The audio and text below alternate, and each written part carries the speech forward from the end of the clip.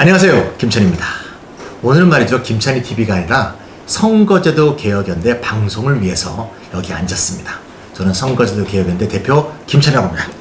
네, 안녕하세요. 선거제도 개혁연대 운영위원 박재민입니다. 네, 선거제도 개혁연대 아는 분들은 아는데요, 혹시 모르시는 분들도 있을까봐 우리가 한번 소개를 하면 어떨까 싶습니다. 네. 소개 좀 부탁드립니다. 선거제도 개혁연대는 비례대표제 포럼 또 비례민주주의 연대를 거쳐서 2021년에 지금 이름인 선거제도 개혁연대라는 이름으로 재출범했습니다. 말 그대로 선거제도를 개혁하기 위해서 운동하고 있는 단체이고요. 민심 그대로 시민들의 뜻이 그대로 반영되는 의회를 만들기 위해서 선거제도를 바꾸기 위해서 노력하고 있습니다. 네, 선거제도 자체가 공정하지 않으면 선거 결과가 공정할 수가 없는 거죠. 그럼 사실상 민주주의, 특히 대의제 민주주의가 말뿐인 제도로 전락하게 되는데, 그래서 저희가 비례민주주의 연대 때 준연동형 비례대표제를 사실상 성사시킨 사실 주체죠. 네, 했는데 그 양당이 위성정당을 만들어서 제도를 완전히 뭉개버렸고, 이번에 2024년 이번 총선 때는 우리가 선거제도 개혁연대로 정치개혁 공동행동의 대표단체가 돼서 사무국도 우리가 참여했습니다. 이번에 위성정당의 2라운드를 막아보려고 했는데 또 실패했습니다. 이번을 기회로 저희가 죄송스러운 말씀을 전하는 동시에 절대 굴하지 않고 끝까지 민주적인 선거제도를 만들기 위해서 애쓰겠다, 이런 다짐을 꼭 말씀드리고 싶습니다. 네, 오늘 저희가 프랑스 총선 이야기를 할 텐데요. 프랑스 정당 중에 굴복하지 않는 프랑스라는 이름을 가진 정당이 있습니다. 그렇죠. 네, 거기에 빗대서 저희 선거제도 개혁연대도 굴복하지 않고 선거제도를 개혁하기 위해서 끝까지 노력하겠습니다. 굴복하지 않는 선계련, 이게 우리의 이제 모토가 되면 되겠네요. 네, 그런 마음으로 우리가 방송과 우리 선계련 활동을 열심히 하도록 하겠습니다. 자, 오늘 말이죠, 이제 프랑스 총선 얘기를 하려고 하는데요. 일단 궁금해하실 내용이 있을 것 같아요. 저 스스로도 궁금한데, 이 프랑스가 하원 아닙니까? 하원. 프랑스 혁명을 통해서 탄생된 국민의회가 실제적 권력을 갖고 있는 의회고, 상원은 별로 힘이 없으니까 하원 의원 선거가 5년마다 하게 돼 있잖아요. 그러면 17년에 했고 22년에 했으면 27년에 해야 되는데 왜 오래 한 거냐 이거예요. 네. 올림픽에 맞추려고 한 건 아니겠죠? 네, 그건 아니고요. 네. 그 유럽 의회 선거가 6월 6일부터 9일까지 있었는데요. 프랑스에서 지금 대통령의 정당인 앙상블이 속한 그 정당이 프랑스에서 대패했습니다. 그리고 극우 정당이 굉장히 크게 약진했죠. 그래서 마크롱 대통령이 자신의 대통령의 권한인 의회를 해산하고 조기 총선을 치르기로 결정하면서 이번에 급작스럽게 총선을 좀 치르게 됐습니다. 그러니까 앙상블이라는 이제 선거연합을 운영하고 있고, 거기 이제 핵심인 마크롱의 정당은 이제 르네상스인데, 제가 수치를 보니까 유럽의 선거에서 르네상스가 15.2%, 대신 국민연합, 흔히 구구라고 하는 국민연합은 32.5%. 반타작도 못했네. 맞습니다. 그러니까 위기를 안 느낄 수 없겠네요. 예. 실제로 여러분들 아시는지 모르겠지만 프랑스 선거, 프랑스 국회의원 선거는 1인 당선제, 소선거구제인데, 유럽의 선거는 전 유럽이 다 비례대표제입니다. 그러니까 정당 득표율이 딱딱 나오게 돼 있죠. 그래서 여기서 위기의식을 느꼈다. 조기 총선을 한 것이 되겠네요. 이제 총선을 했으니까 1차 선거를 6월 30일 날 했고 2차 선거를 7월 7일 했는데 결과가 어땠습니까? 뭐 간략하게 요약해드리자면 1차 투표에서는 그 유럽의 선거의 그 기세 그대로 극우 정당으로 우리가 알고 있는 국민연합이 아주 압도적으로 1당을 차지하면서 프랑스에서 최초로 극우 정권이 탄생하는 거 아니냐라는 좀 위협을 느꼈죠, 사람들이. 그런데 프랑스는 곧 설명드리겠지만 결선 투표제를 하고 있기 때문에 결선 투표제에서는 이게 뒤집히면서 좌파 정당들의 연합인 신인민전선이 대역전극을 펼쳐서 1등이 됐고, 대통령의 정당들이 연합한 그 앙상블이 2등이 됐고, 1차 투표에서 1등을 했던 국민연합은 3등이 되게 됐습니다. 야, 여기 이제 국민연합의 르뺑이라는, 사실 대통령 선거에 나왔던 분이죠. 이분이 나왔던 분인데, 이분이 이제 이번에 자기가 이제 자기 정당이 총선을 승리해서 총리를 낳지 않을까 했는데 그렇게 안 된 거죠. 국민연합에 맞서기 위해서 사실상 1930년대 프랑스 상황을 보는 것 같다, 이런 말들을 많이 했죠. 당시에 이제 옆나라인 독일에서 나치가 합법적으로 집권을 하면서 이 분위기가 유럽 전체를 휘감을 것 같은 상황에서 당시 이제 좌파들이 연합해서 만든 그때 정치연합이 인민전선이었잖아요. 그래서 이거를 되살린다는 의미에서 신인민전선이라는 이름을 갖고 했던 것 같은데 마크롱이 이번에 하여튼 죽을 썼습니다. 하여튼 제대로 못했는데 어쨌건 그런 상황에서 진행이 됐다 이렇게 볼 수 있고요. 여기 좀 이제 주요 정당연합을 저희가 한번 표현을 해봤습니다. 이거 이제 국민연합, 흔히 구구라고 하고, 앙상블이 지금 이제 집권당이었죠. 지금도 이제 대통령 정당이고, 신인민전선이 지금 2차 투표에서 1등한 정당인데, 그 안에 내부를 좀 한번 재민님이 한번 설명해 주시면 어떨까 싶습니다. 네, 아까 말씀드린 대로 구구가 크게 부상하면서 1차 투표에서도 1등을 차지했는데 그 국민연합과 함께 드골의 정당으로 알려져 있는 공화당이 이번에 아주 충격적으로 공화당의 일부가 이 구구 정당인 국민연합과 선거연합을 구성해서 함께 했고요. 그다음에 대통령 마크롱이 르네상스라는 정당을 이끌고 있는데 그 정당과 이제 비슷한 이념과 정책을 갖고 있는 정당들이 앙상블이라는 정당 연합을 구성했고, 좀 전에 말씀해 주신 것처럼 굴복하지 않는 프랑스, 또 전통적인 양당이었던 사회당, 그다음에 녹색당의 프랑스 정당인 유럽 생태 녹색당, 또 프랑스 공산당 등이 이제 신인민전선이라는 연합정당을 만들어서 연합정당을 만들어서 함께 이 선거에 참여하게 됐습니다. 우리가 흔히 우리나라에서 이제 중도, 이거는 이제 좌파, 왼쪽은 이제 극우 그러는데, 사실 우리나라는 극우 그러면 너무 이상해서 어디 이렇게 사실 정책 같은 거 사실 보기도 사실 낯뜨겁잖아요. 근데 국민연합은 우리나라 기준에서 이제 극우 이러면 안 될 것 같아요. 사실상 사실 유럽 모든 나라가 지금 겪고 있는 문제가 이주민, 또 이주자, 이 문제가 사실상 또 유럽연합 문제하고 사실 연결되어 있지 않습니까? 사실 유럽연합을 반대하고 이주자의 급격한 이민 야체를 반대하는 뚜렷한 정책을 갖고 있고, 사실 서민적인 정책도 굉장히 많이 갖고 있는, 그래서 그러니까 사실 지금 굉장히 떠오른다고 볼 수 있는데, 사실 이 중도 정당이라는 건 사실 옛날에 이제 드골 세력이 이제 공화당이 있었는데 공화당이 힘을 못 쓰니까 사실상 이게 세력 교체를 했다 그럴까, 바톤 특질을 했다가, 그런데 사실 계속 이제 떨어지고 있는, 사실 유럽연합을 주도했던 판데, 문제는 이제 우리가 여기에 관심이 많은데요. 여기 이제 녹색당이 있지 않습니까? 우리가 관심을 알 수밖에 없는데, 사실 잘 보면 상당히 4개 정당도 별로 사이가 좋은 정당은 아니에요. 그렇죠? 네. 사이다가 공산당이 사이 나쁠 거는 우리가 쉽게 알 수 있는데, 녹색당과 굴복하지 않는 프랑스 사실 간극이 굉장히 크다. 그런 의미에서 사실상 이제 아직 정부가 구성이 안 되는데, 여기가 1등을 했다고 꼭 정부가 되는 건 아니죠. 그런 비밀이 있을 것 같은데, 프랑스에 뭔가 총리 임명하면서 좀 특수성이 있을 것 같습니다. 거기다 좀 설명해 주시면 어떨까요? 네, 일단은 선거 결과를 간략하게 좀 말씀을 드리고, 그 통치가 어떻게 이루어지는지 좀 말씀을 드리죠. 1차 투표 결과입니다. 이 프랑스 지도가 보이시는데요. 갈색 정당이 국민연합입니다. 1차 투표에서는 보시면 죄다 갈색이죠. 아주 그냥 휩쓸었네요. 네, 압도적으로 또 소선구제를 취하고 있으니까 한 표라도 많으면 이제 1등 당선자가 되는 거죠. 근데 1차 투표입니다. 1차 투표 결과에서 국민연합이 33.2%, 신인민전선이 28.1%, 그 다음에 대통령이 주도하는 앙상블이 21%. 그래서 마크롱 대통령이 조기 총선을 실행했지만 그게 그렇게 잘 먹혀 들어가진 않았고, 오히려 아까 말씀해 주신 대로 좌파 정당들끼리도 사이가 별로 그렇게 좋진 않았지만 이 선거를 잘 치르기 위해서 우리가 연합해야 된다라는 그 공감대 속에서 빠르게 신인민전선이 구성되면서 국민연합을 굉장히 추격을 했죠. 그래서 1차 투표 결과가 그렇게 나왔습니다. 2차 투표는 어떻습니까? 네, 일주일 정도 뒤에 이제 2차 투표를 하게 되는데 2차 투표 결과가 굉장히 대역전이었습니다. 좌파 정당의 연합인 신인민전선이 182석을 얻었고요. 그래서 1등 정당이 됐습니다. 그다음에 대통령의 정당, 원래는 1차 투표에서 3등이었는데 최종적으로 의석수를 더해보니 168석이 나왔고, 1차 투표에서 1등을 했던 극우정당 국민연합은 143석으로서 3등 정당으로 내려앉는 결과가 되었습니다. 왜 이런 결과가 나왔는지는 프랑스의 통치체제가 어떻게 이루어져 있는지, 그리고 프랑스의 선거제도가 어떻게 구성되어 있는지를 말씀드리면서 더 자세히 말씀드리겠습니다. 네, 일단 신문에서 봤듯이 우리가 국민연합을 탈락시키기 위해서 서로 사이가 나쁜 얘하고 얘가 힘을 합쳐서 뭔가 결선 투표에서 힘을 합쳤다, 이 정도로 알고 있는데, 그럼 어떻게 힘을 합치면 얘를 이길 수 있을까? 좀 이해가 안 갈 수 있어요. 좀 이따 얘기하도록 하고, 일단 프랑스 통치체제, 네. 아까 의회 예산도 했고 조기 총선도 한 건데요. 네. 이게 지금 요거에 대해서 좀 설명을 해야 그 다음 얘기로 넘어갈 수 있을 것 같습니다. 네, 사실 우리는 의회를 해산해 총선을 조기에 치러 이런 것들이 좀 낯설죠. 그런데 이제 네. 프랑스의 통치체제에선 이게 가능합니다. 왜냐하면 프랑스의 통치체제는 우리가 흔히 이원 정부제 또는 분권형 대통령제라고 설명하고 있기 때문입니다. 말 그대로 정부의 통치 기능이 약간 나눠져 있다.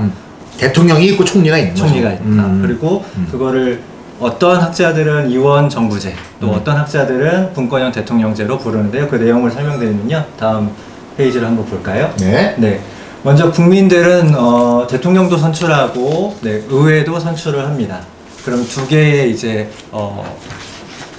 그 직책이 있는 거죠. 대통령은 국가의 수반이고 의회에서 뽑는 총리는 행정부의 수반이 됩니다.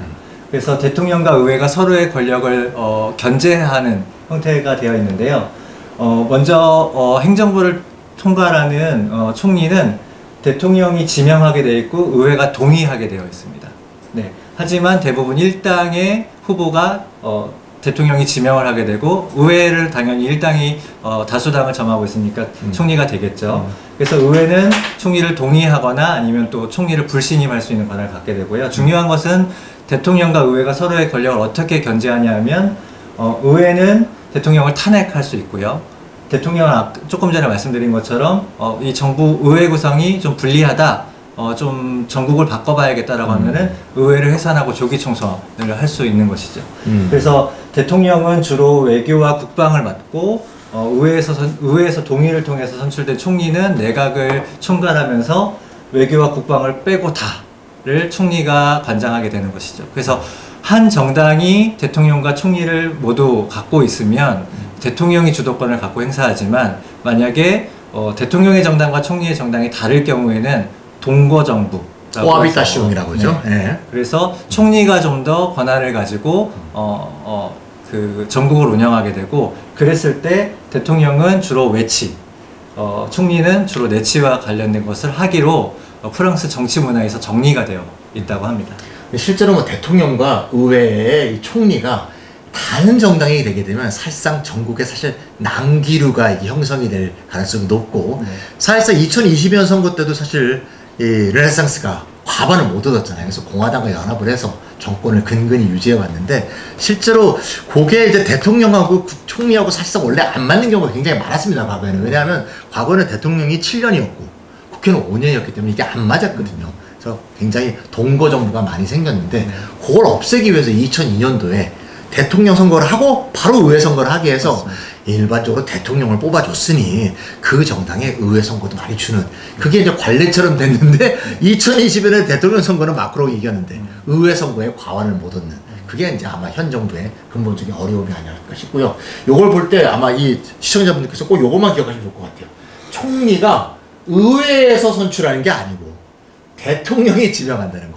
물론 일당을 지명하는 경우 또는 일당이 될 수밖에 없는 연합의 지지를 받는 후보를 택하겠지만 대통령이 지명한다는 거 이것도 아주 특징적이다 이렇게 볼 수 있겠습니다. 이런 상태로 이제 정치제가 돼 있는데 아까 얘기로 다시 돌아와서 말이죠. 프랑스 선거제도 우리가 이제 선거제도 개혁연대니까 선거제가 이제 중요할 텐데 아까 보니까 이제 1차 투표에서는 국민연합이 아주 대승을 거뒀었는데 실제 수치를 봐도 굉장히 많이 이겼습니다. 1차로 당선된 사람도 국민연합이 제일 많아요. 1차에서 당선된 사람이 38명. 예, 신인민전선은 32명인데 2차에서는 이제 국민연합이 크게 졌단 말입니다.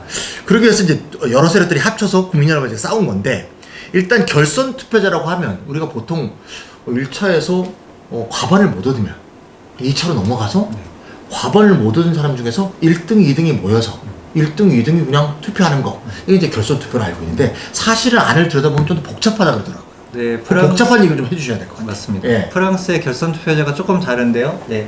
1차 투표에서 전체 유권자의 25%를 투표하고 그리고 전체 투표자의 50%를 투표하면은 1차 투표에서 당선자로 인정합니다. 아, 그러니까 50%를 넘을 뿐만 아니라 네. 유권자가 너무 투표한 사람이 적으면 안 되는군요. 그렇죠. 예, 이번에 근데 투표율이 높아서 많이 했을 것 같아요. 네. 예. 그럼에도 불구하고 이제 다양한 정당들이 경합하다 보니까 대부분 프랑스 총선에서는 1차 투표에서 당선되기보다는 결선 투표로 가는 비율이 훨씬 높은 거죠. 네, 50이 안 넘으니까 네. 그럼 50이 안 넘었다. 그래서 결선 투표로 간다 이거예요. 네. 가면 어떻게 됩니까? 다음 페이지 보시면 네. 1, 2위 득표자가 올라가는 거는 우리가 상식적으로 이해를 하는데 프랑스가 갖고 있는 독특한 거는 만약에 12.5%를 넘은 후보가 있다면 그분도 그 후보자도 네, 결선으로 올라가게 되는 거죠. 그러니까 예를 들면 이 1차 투표 때 1위 한 사람이 35, 네. 2위 한 사람이 28, 네. 3위 한 사람이 13이면 네. 결선 투표에 3명이 올라가는 맞습니다. 거예요. 아하. 그러면 결국 이렇게 되는 거네요. 1위가 국민연합이었는데 2위가 앙상블이었어. 3위가 신인민전선이었는데 3위 신인민전선이 12.5%를 넘었어. 네. 그럼 3명이 올라가게 되는 네. 거네요. 맞습니다. 아, 그래서 결국 이렇게 된 거군요. 2위, 3위 중에서 3위가 사퇴를 해서 네. 2위, 3위 지지자들이 전부 2위에다 몰아주는 이렇게 해서 국민연합을 이긴 거군요. 네. 아. 프랑스의 정치 문화에 공화주의 연대라는 정치적 전통이랄까 문화라는 것이 있는데 프랑스는 전통적으로 극우 정당에 대해서 극우가 집권하도록 해서는 안 된다. 그것만은 막아야 된다라는 것이 있어서 말씀하신 것처럼 이번에 국민연합의 후보들이 1등으로 많이 결선 투표에 올랐지만 2등, 3등으로 올라간 앙상블 또는 신인민전선 후보들이 처음에는 우리가 과연 연합할 수 있을까 했지만 빠르게 3등 후보들이 극우의 집권만을 막아야 된다고 하면서 빠르게 3등 후보들이 사퇴했어요. 예. 그래서 만약에 어느 지역구에서 3등이 앙상블이었으면 앙상블 후보가 만약에 3등이 신인민전선 후보였으면 그 후보가 사퇴하면서 빠르게 이제 양강 구도로 재편이 됐고 그 말씀하신 것처럼 2, 3위가 합쳐서 네, 극우를 밀어내는 결과를 가져오면서 아까 보신 것처럼 인민전선이 1당이 되고 앙상블이 2당이 되고 1차 투표에서 1등이었던 국민연합이 3등이 되는 네, 대역전극이 펼쳐진 겁니다. 네, 근데 하여튼 프랑스 전국이 하여튼 요동치고 있는 건 확실한 것 같은 게 사실상 이렇게 결선 투표에서 2명만 올라가지 않고 3명, 4명 올라가는 경우가 그렇게까지 많지는 않은데 제가 통계를 보니까 2022년 선거에서 결선 투표에 3명 또는 4명 올라간 게 8번 있습니다. 8개. 근데 이번에는 311개. 네. 어마어마하게 많은 건 그만큼 국민연합이 부상했다는 거 아닙니까? 맞습니다. 그러니까 옛날에 1, 2등 하던 애들이 2, 3등 한 경우가 굉장히 많다는 거 아닙니까? 그래서 엄청나게 사퇴를 해서 남은 게 결국 93자가 남은 게 89개. 사자가 2개 남았다는 거니까 한 200개 이상에서 사퇴가 이루어졌다. 이렇게 볼 수 있겠네요. 네. 사실상 국민연합에 맞서는 이 중도파, 좌파의 또는 뭐 우파, 중도 우파의 연합이 성립은 됐다 하지만 사실상 위태로운 것은 마찬가지다. 그런 네. 생각이 드네요. 자, 그러면 이 얘기하려면 끝이 없을 테니까 자, 이제 마무리 진단을 위해서 우리가 오늘 선거제도 개혁을 얘기하고 싶었는데 지금 우리가 얘기했던 핵심이 이제 결선투표 아닙니까? 네. 결선투표 이제 복잡한 것도 많은데 이 결선투표 우리 선거제도 개혁인데 아까 말씀드린 3대 과제 중에 하나인데요. 사표 없는 비례대표제, 정치기본소득, 결선투표제 이 3개를 저희가 핵심 3대 과제를 삼고 있는데 이 결선투표제 지금 보니까 굉장히 이제 좋은 점이 많은데 또 반대하는 분들도 있어요. 쉽게 말하면 이제 투표를 2번 해야 되니까 맞습니다. 돈을 많이 쓰는 거 아니냐 이렇게 얘기하는 사람들이 있을 것 같습니다. 요거에 대해서 어떻게 반박하시겠습니까? 네. 네, 결선투표제를 놓고 말씀하신 것처럼 제일 큰 반론은 투표를 여러 번 해야 하니까 비용도 증가하고 그렇지 않느냐라고 생각하실 수 있습니다. 그런데 이렇게 한번 생각해 보시죠. 한국은 결선투표제가 없죠. 프랑스는 결선투표제가 있는 소선구제라면 한국은 결선투표제가 없는 소선구제입니다. 그래서 한국에서는 단 한 표만, 한 번의 투표에서 한 표만이라도 많은 후보가 당선이 되게 돼 있죠. 그 결과 여러분이 보시는 것처럼 한국은 극심한 정치적 갈등이 벌어지고 있는 정치 현상을 보실 수 있습니다. 프랑스 같은 경우는 1차에서 만약에 선거가 끝났다면 극우가 압도적으로 집권하는 세상이 됐겠지만 프랑스 시민들이 극우의 집권만을 막아야 된다고 하면서 결선투표에서 이거를 뒤집은 것이죠. 네, 그랬을 때 제가 저울처럼 한 표현을 좀 해봤는데요. 결선투표제를 함으로써 비용이 증가하는 것이 더 중요할지 아니면 우리 사회의 갈등을 예방하고 정치적 혼란을 막는 것이 더 중요할지 그거는 주권을 갖고 있는 시민들이 결국엔 선택해야 될 문제라고 생각하는데요. 한 페이지를 더 보시면 네, 저희 선거제도 개혁연대는 3대 과제 중에 하나로서 결선투표제를 주장하는 것은 네, 갈등을 예방하는 것이 우리 사회에 훨씬 이롭기 때문에 우리 한국에서도 결선 투표제가 필요하다라고 주장을 하는 것이고, 만약에 나누어서 결선 투표제를 하는 것이 어렵다면 얼마든지 선호 투표제라든지 한 번에 결선 투표제와 동일한 효과를 낼 수 있는 제도들도 있기 때문에 이 제도에 동의하신다면 방법은 많다라고 말씀드리고 싶고, 결국엔 주권을 가진 시민들께서 어떤 선택을 하실지 결정하시길 저희는 요청드립니다. 네, 이건 상당히 설득력 있는 말인데요. 약간 우리나라 상황에서는 이런 것도 있는 것 같아요. 우리나라는 양당 자체가 어떻게 보면 혐오 세력이 아닐까. 어떻게 보면 이 극단을 조작하는 면도 상당히 있는 것 같아서, 자, 그런 면에서 보면 저 이런 각도도 얘기하고 싶고요. 비용 측면에서 볼 때 사실은 이른바 더 극단적인 세력을 막기 위해서 사실상 강력한 단일화의 사회적 압력이 존재하잖아요. 예를 들면, 나 그래, 네 정당은 좀 싫지만 그래도 쟤는 막아야 되는 거 아니냐? 그러면서 이 정당이 아닌 사람을 막 자의로 막 이렇게 막 사회적 압력으로 막 떨구려고 그러잖아요. 근데 사실은 그게 합리적인지, 과연 이 사람이 더 지지를 얻는 건지, 요거를 입증하기 위해서 여론조사라는 걸 엄청나게 많이 하잖아요. 저는 여론조사에 엄청나게 쓰는 비용만 모아도 그냥 투표 2번 할 것 같아요.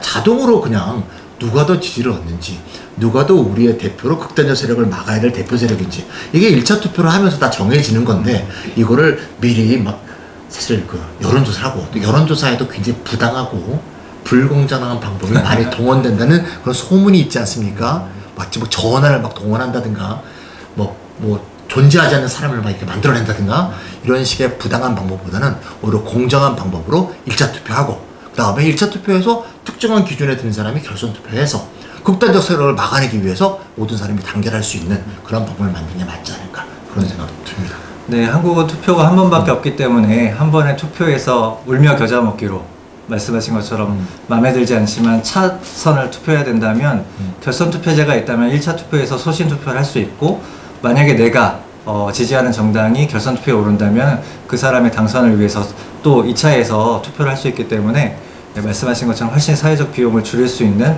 제도라고 생각합니다. 네, 어제가 오늘 제가 프랑스 의회 선거를 놓고서 결선 투표에 대해서 말씀 한번 나눠봤습니다. 우리가 앞으로도 여러 가지 해외 주제 또는 국내 주제, 특히 선거제도 개혁과 연관될 수밖에 없는 주제를 잘 택해서 앞으로 방송을 계속 진행해 보도록 하겠습니다. 좀 더 재밌는 주제, 재밌는 내용, 유익한 내용을 갖고 다시 또 만나도록 하겠습니다. 구독 신청해 주시고 좋아요 해주시는 거 잊지 말아주시면 감사하겠습니다. 다음 또 뵙겠습니다. 감사합니다.